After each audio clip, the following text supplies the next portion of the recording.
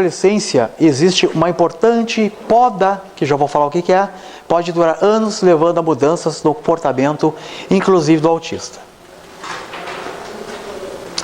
É importante destacar que, tendo em vista as complexidades do TIA, o que é TIA?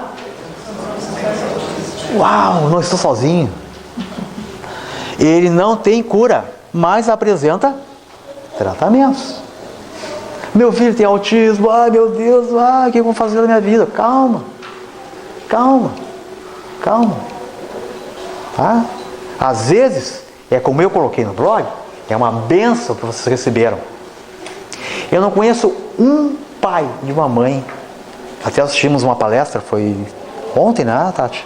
Foi ontem, dia 30. Foi dia 30, né? Uma palestra de depoimentos de pais com autistas. E todos eles, vários graus, todos eles felizes. Porque eles aprenderam muito com aquelas crianças. O autista ensina muito. A criança autista ensina muito. Tá? Às vezes não é fácil, mas ela ensina muito. Pessoal, essas podas eu vou falar num desenho que é melhor para vocês entenderem, tá? É o seguinte, ó. O cérebro humano, tu nasce e tu tem uma quantidade de massa cerebral. Tá o cérebro de vocês, ok? Esse cérebro, o que acontece? Ele vai absorvendo informações.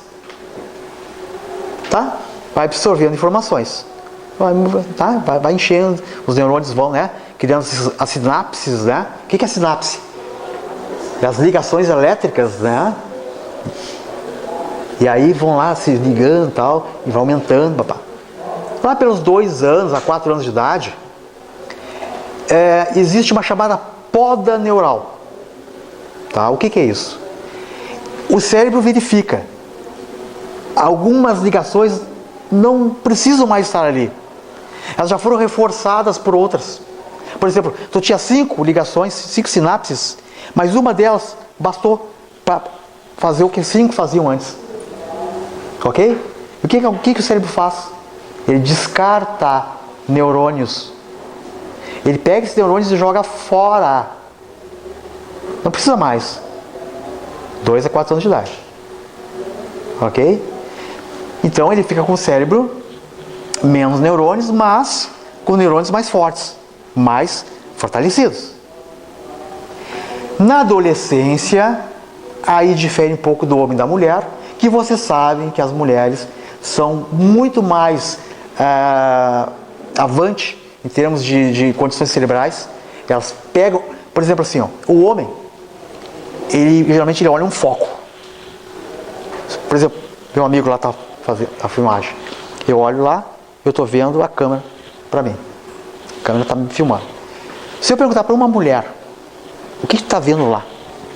Cara, eu vou embora. Acabou a palestra. Acabou a palestra. Estou vendo lá uma luzinha, não sei o que, a camisa do cara. Cadê lá? A calça, o cara está com a calça bem fora das calças. A mulher assim, ela tem uma visão panorâmica. Legal. Quando vê a amiga chegando em casa, meu Deus, que desastre.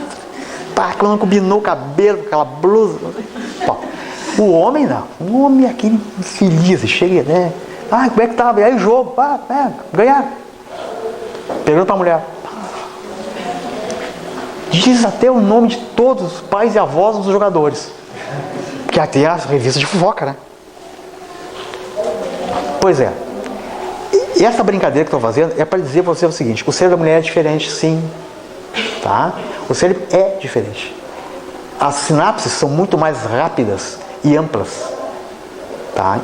Em condições panorâmicas, ok? O homem não. Aqui, ó. Você entrou sozinho? Deixa eu ver onde é que eu estava aqui. Eu vou deixar ali para falar. Aqui está o cérebro e aqui o crânio. Ok? Está aqui o crânio. Aqui está o cérebro de vocês, com 2 a 4 anos de idade. Aqui está o cérebro com 18 anos, 16 da mulher. O cérebro começa a reagir, diz, opa, tem coisa a mais aqui. Tem uma coisa que faria no lugar de 5, 10, 20 mil bilhões. E aí vai caindo fora. Ela reduz o tamanho. O cérebro cresce, depois é podado. E essa poda significa isso aqui, ó. Reduz o tamanho. E lá aos 16, 18 anos acontece isso. Só com detalhe. Essa poda existe depois da vida inteira. A vida inteira tem essa poda. Tá? Só que com menor, né, índice, né, digamos, de tamanho. Tá? Isso toda a vida vai acontecendo. E aí que dá o que? A maturidade humana. O que é a maturidade humana?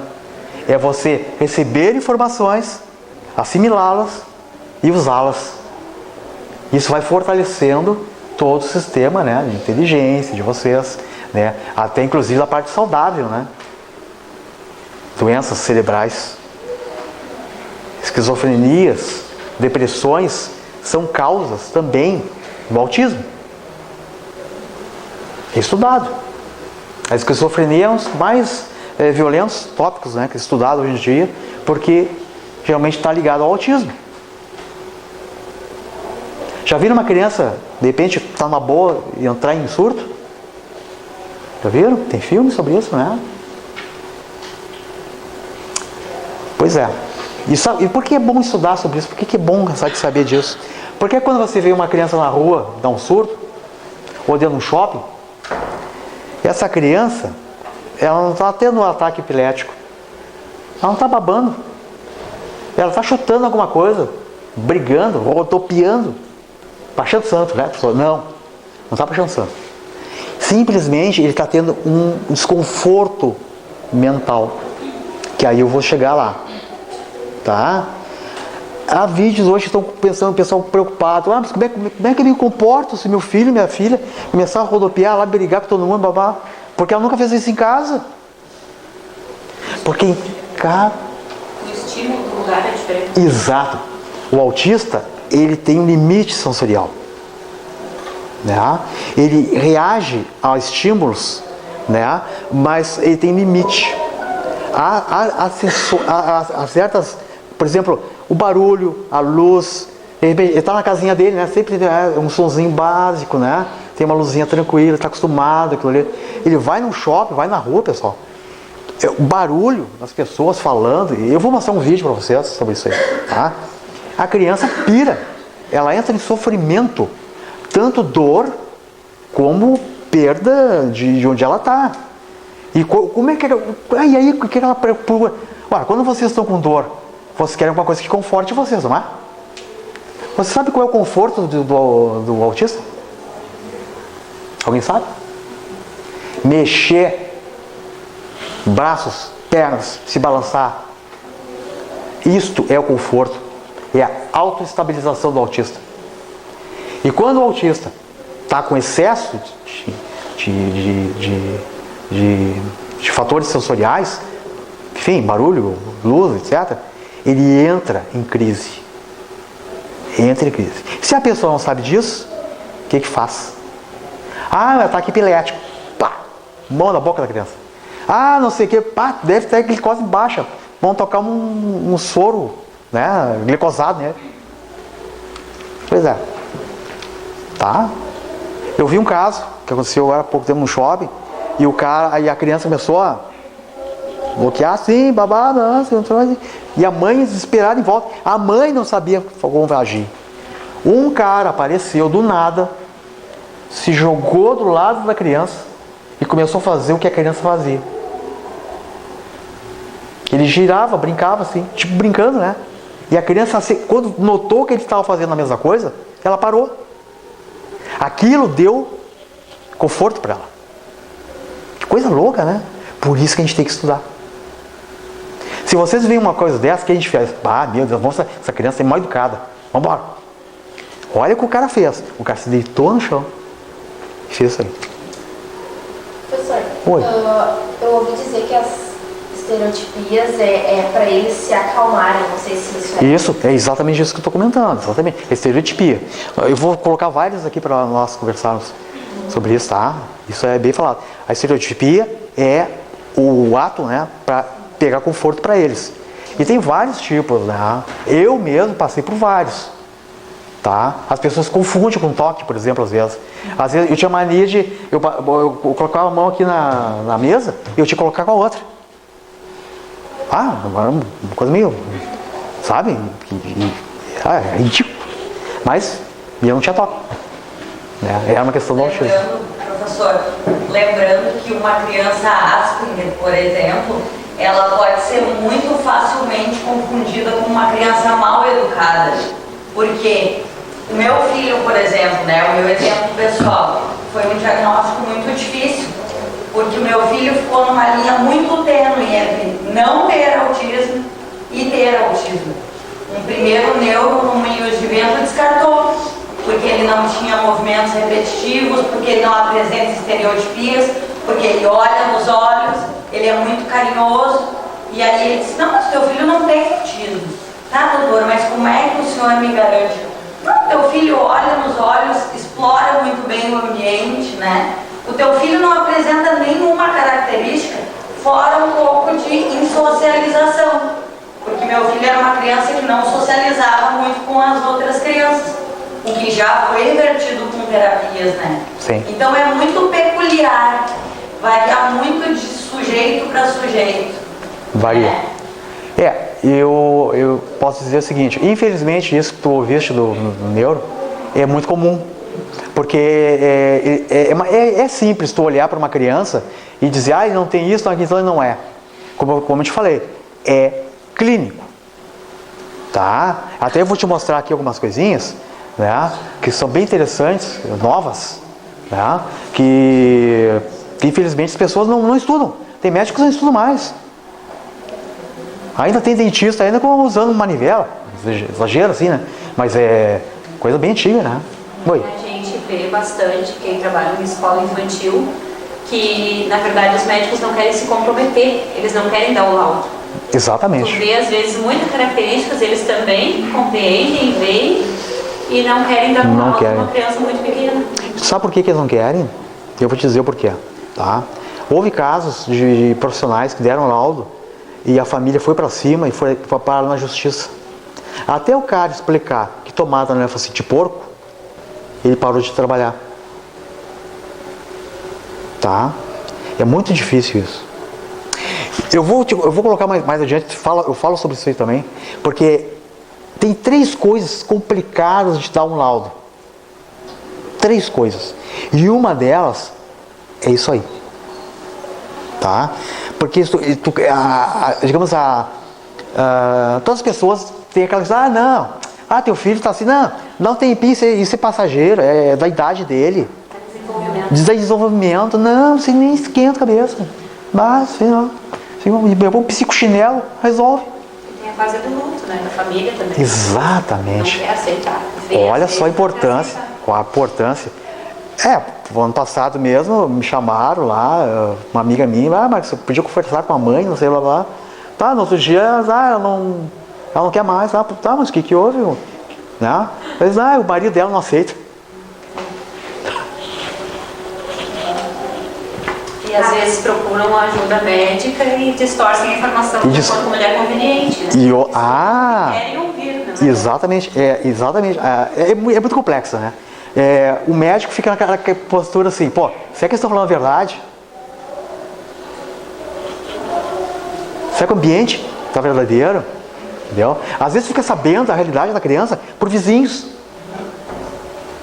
E não os pais. É como tu falaste, eles deturpam, são os artistas, né? A Globo está perdendo. Às vezes os pais perdem tempo de estimular a criança, né?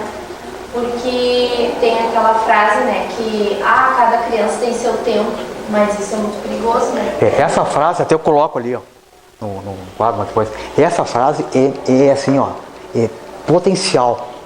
É um potencial tremendo, sabe? Tudo tem seu tempo e tal, sabe? E às vezes, o autismo ele tem que ser detectado quando é criança. Porque dá tempo de tu fazer um tratamento e daqui a uns anos tu nem vai dizer que teu filho lá tem autismo. Né? Já que não tem cara, né? Ninguém nasce autista. Mas tem né? casos que, quando os pais descobrem que é autismo e vê sobre o estereótipo da criança, o que eles preferem? Em vez de fazer terapia, que é melhor, eles dão medicamento. E crianças dopadas. Isso. Quando chega lá aos seus 14 anos, adolescência, muitos viram drogado, várias coisas em função do quê? Sempre dopado, e quando se liberta, na adolescência pior. Isso. O que acontece com o autismo? A única coisa que ajuda é terapia. Mas muitos pais não querem, preferem dopar. Tanto é, exatamente, tanto é que existem exceções. Quando existe uma grande atividade da criança, ela não dorme, depois eu vou dizer por que ela não dorme. Essa criança está muito inquieta, ela pode bater em si, bater nos outros. Aí, nesses casos, aí existe 2 tipos de medicamentos que hoje, né, só se pode usar. 2. Porque dopavam as crianças com qualquer coisa. E até hoje. Mas aí só é amigo do farmacêutico, vai lá aí, né, pro dinheiro. Ritalina, meu Deus do céu, todos tomando. Uma criança do último grau de Ritalina com 2 anos tomando. Não, é um absurdo. Acontecer. E como que o professor em sala de aula pode reagir em relação a isso? Existem mecanismos, metodologias, técnicas que o senhor poderia nos falar, enfim, auxiliar para que a gente consiga ter uma prática mais eficiente? Com certeza. Só que eu vou fazer o seguinte, eu vou terminar essa parte primeiro, tá? Que aí vai ficar mais claro para vocês. E aí, quando eu falar nas técnicas, de alguma coisa, nesse dia que no blog também tem bastante coisa, aí você começar a se ligar. Opa, é por isso que eu estou fazendo isso. Porque não adianta dizer para ti assim, não, tu vai lá, pega a criancinha, né, e brinca com bloquinhos Lego. Aí te dou o bloquinho Lego, aí você pega a criança e dá para a criança. Mas tu vai ver a criança brincar do jeito dela, mas não vai fazer nada, sabe? É que nem eu falei assim, por exemplo, assim, a criança gosta de bola. Tu chega na casa dos pais, tem bola para tudo que é lado, tu já está pisando as bolas. Porque ele gosta. Isso está errado. Tu tem que diversificar. Isso aí, o método que eu estou te dando agora, tá? A criança está lá na escola. Ela gosta de tal coisa. Dá para ela brincar. Mas aí tu vai mudando. Tu vai alterando outras coisas. Vai tirando o foco dela. Isso leva tempo. Tá? Muitas vezes, né? Mas seria um tratamento diferencial das outras crianças que não têm autismo? Sim. Aqui nós temos, cara, assim, ó, nós temos um grande problema no Brasil, é assim, ó, primeiro, falta de pessoas especializadas, tá?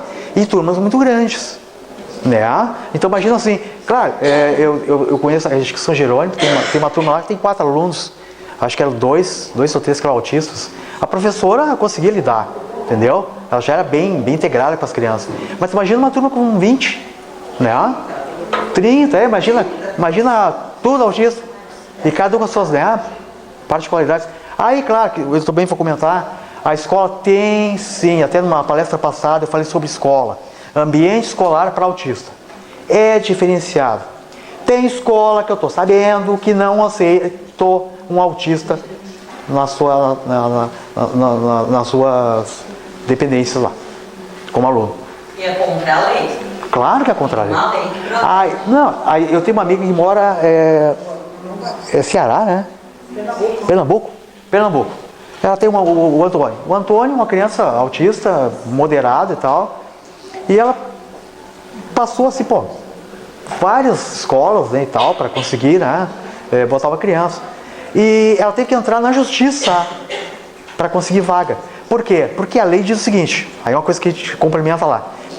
Uma criança autista tem que ter alguém do lado dela. Tem que ter. Para quê? Para cuidar, para informar, para levar ao banheiro, né? Para necessidades, para tudo. Isso quer dizer que um professor vai ter que ter um auxiliar dentro da sala de aula para ter exatamente assim. Tanto é que tem escolas que não abrem. Não abrem. Seu filho... Tá, claro, tu não chega lá com o teu filho, ele é autista, não. Né? Com laudo, direitinho, né? Se a criança chegar com laudo lá, cara, o Estado vai ter que dar um jeito. Ou manda para a escola, ou abre uma sala especial e contrata professor. Essa é a lei. Mas tu sabe como é que é o Brasil. Mas a lei funciona para quem tem laudo, né? Quem não tem, não procura. Aí tu tocou num ponto. Por isso nós estamos aqui. Tu entende? Por isso que a gente está nessa luta. Gatinhando. Claro. Mas tem uma coisa. Tem o caso da minha prima em Gramado. A filha dela é autista severa, tá? Ela faz tratamento e ela teve que entrar na justiça para conseguir alguém que acompanhasse na escola. Agora severa já passou para um moderado pelo auxílio que ela está tendo. Multidisciplinar, que ela teve que entrar na justiça para conseguir. Mas isso depende muito, porque assim, autistas que são de normal, doente, na sala de aula, mas aí muitos dizem, é autista, não, eu nem vou pegar. Não, que já leia o rótulo, como ele tem função do rótulo. Então assim, tem criança, eu atendi um menino, um autista, e a mãe professora. Aí ela me disse, aí a escola me pediu que tenha uma monitora.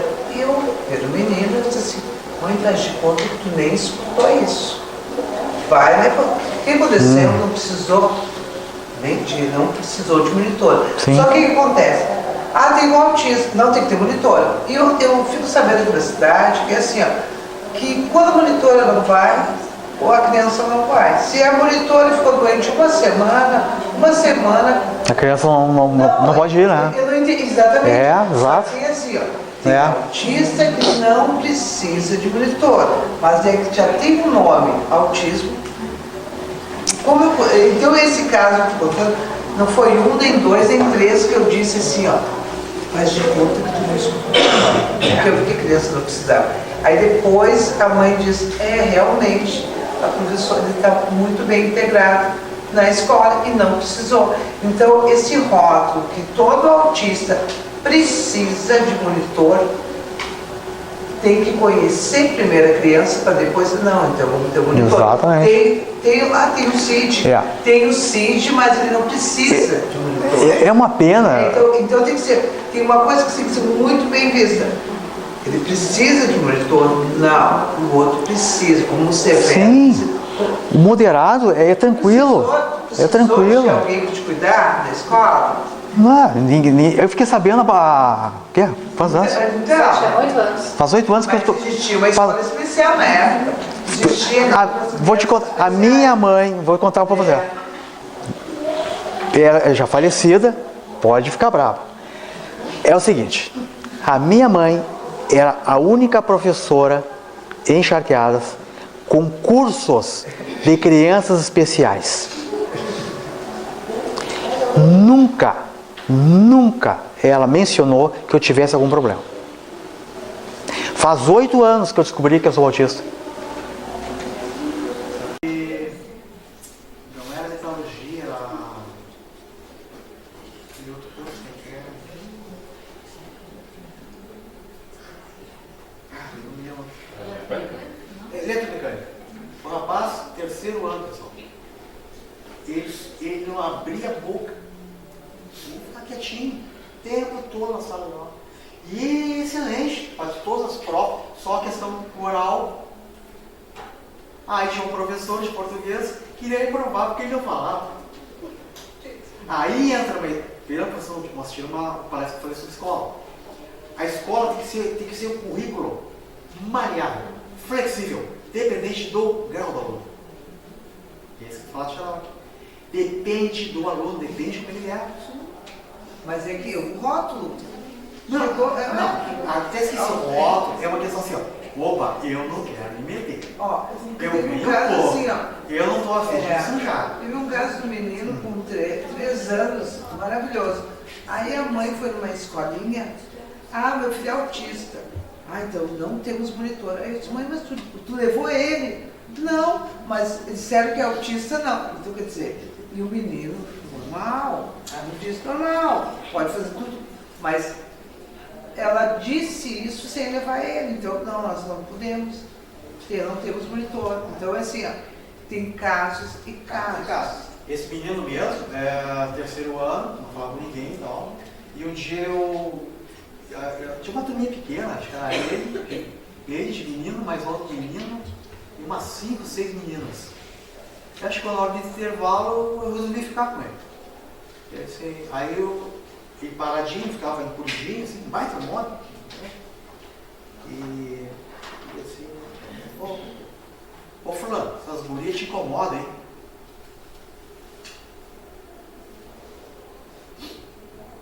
Que saco essas gurias. E ele olhou pra mim. Professor. Nunca ele tinha aberto um som. Nunca. Aconteceu isso, passou 2 anos, eu tive um infarto. Foi 2005. Ele era meu colega professor, agora eu lembrei. Lembrou? Não, eu que. Perdão. Agora eu lembrei. Eu já vi. Era meu colega. Como é que é o nome dele? Lembra? Começava com E, eu acho. Eu não lembro o nome dele. Eduardo, Ivandro, coisa assim, né? Acho que é. Acho que tu fosse de Melão, não foi? Sim, metalurgia. Mas era metalurgia eletromecânica. E ela junto ali, né? Todo mundo conheceu. Bom, aí que tá, tu vê. Aí eu tive um infarto e tal, fiquei lá. 3 anos depois eu voltei à escola. Aí eles me convidaram para que você estava com a ideia de montar uma faculdade, na época, né? E me convidaram lá para me dar um pitaco, para discutir sobre o projeto. E eu fui para a biblioteca me dedicar com ele. Ele estava fazendo outro curso, estudando. E ele olhou para mim, me reconheceu e disse: tudo bom, professor? Nunca. Tinha uma professora até na porta da sala, ela chegou e disse assim: você estava falando com ele? Sim. Ele não fala, é só não fala, não fica falando. Nunca ninguém entendeu por ele. E é uma ligação que existe, né? Na verdade, é uma ligação. O autista tem muita ligação com crianças, com outros autistas e animais. O autista com animal, pessoal. Bom, a terapia com cavalos, terapia, é fantástica. É um autista severo. Bota no cavalinho. Incrível a ligação. Tá? Com animais, parece que eu tenho um gato. Calopsita também, né? Como se se comunicasse, sabe? E a calopsita é uma das... Calopsita também. Isso é verdade. Que é incrível como gosta. Eu já tenho meu gato. Correção, gato de quem? Verdade. Faço tudo que o gato tem. Bom, vamos lá. Aqui, ó. Não sei se vocês sabiam disso. Cérebro maior tem mais neurônios.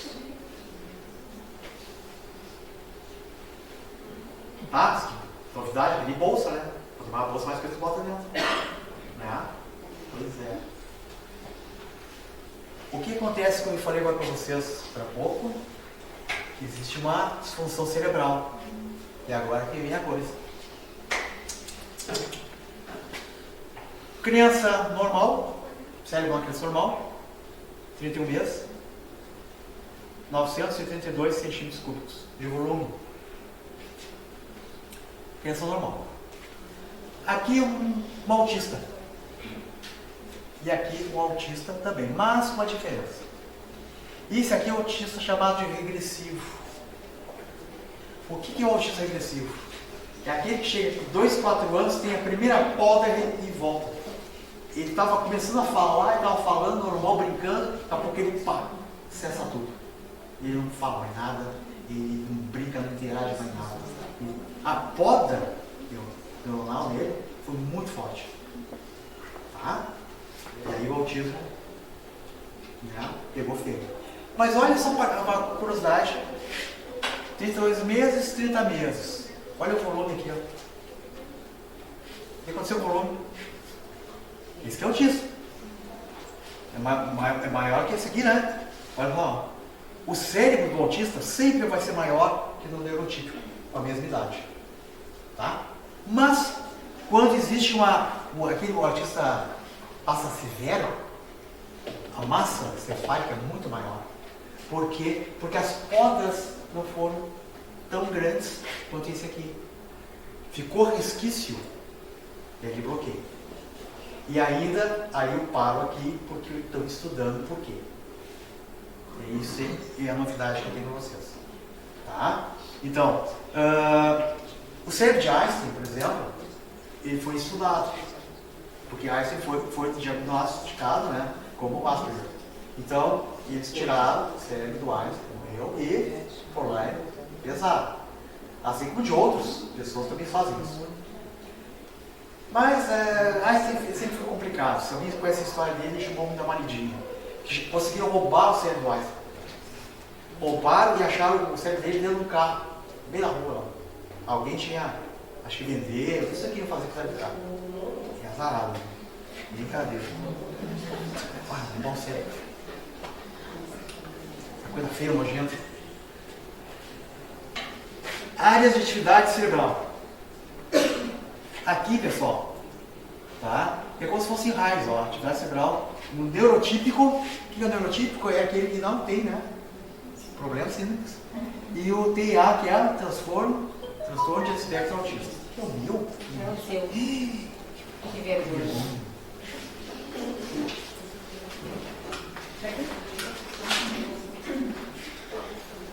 Deixa eu voltar aqui. Aqui, ó. Quando vocês fazem uma leitura espectrográfica do cérebro, aqui vai mostrar essas luzes, pessoal. É a atividade cerebral. É as sinapses que estão ocorrendo no cérebro da pessoa. Tudo que vocês pensam tem descargas elétricas aqui, ó. Por exemplo, eu vou pegar e vou esticar esse braço. Para mim esticar esse braço, o que eu tenho que fazer?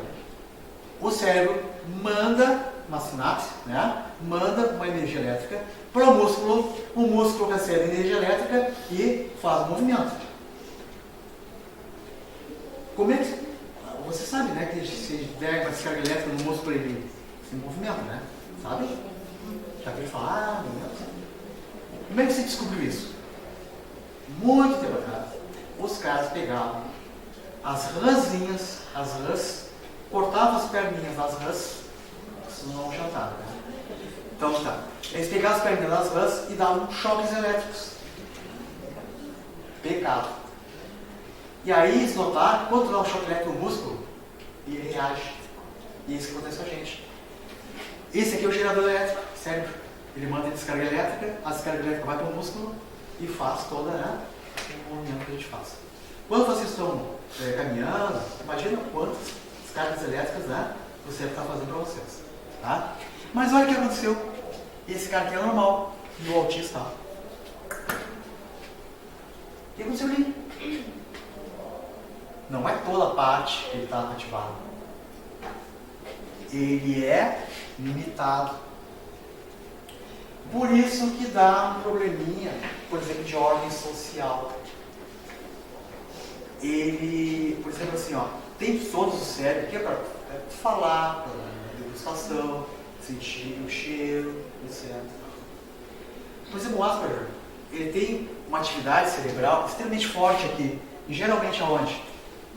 Na degustação e no olfato. Ele sente cheiro que tu não sente. Tá? Mas tem um cheiro, esse rosa. Mas aonde? E ele sente. Tá? Então tem zonas aqui que já são um pouco afetadas. Né? Já não tem essa Esse uso. Né? Então ele é focado. A energia é focada em determinados pontos.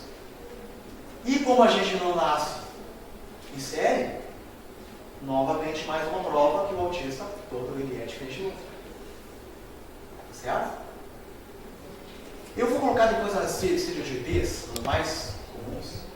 E quando eu for dar meu depoimento, vocês vão ver que eu não tenho todas. Ainda bem. Cérebro não descansa. Tem zonas cerebrais, pessoal. Tem neurônios. Esse sabe que esses neurônios é para tu dormir, para tu relaxar. Os neurônios fazem assim, ó. Chegou o teu limite, né? Vai dormir, vai descansar. Ele entra em uma pequena atividade e aí tu relaxa. Ele faz os músculos todos relaxarem. Autista? Mínima coisa. Pergunta pra ela. E não deixa dormir junto. Tá? Eu durmo 4 horas por dia. Tá? Durmo 4 horas. O resto é me virando na cama. E me acordando. Não posso fazer nada.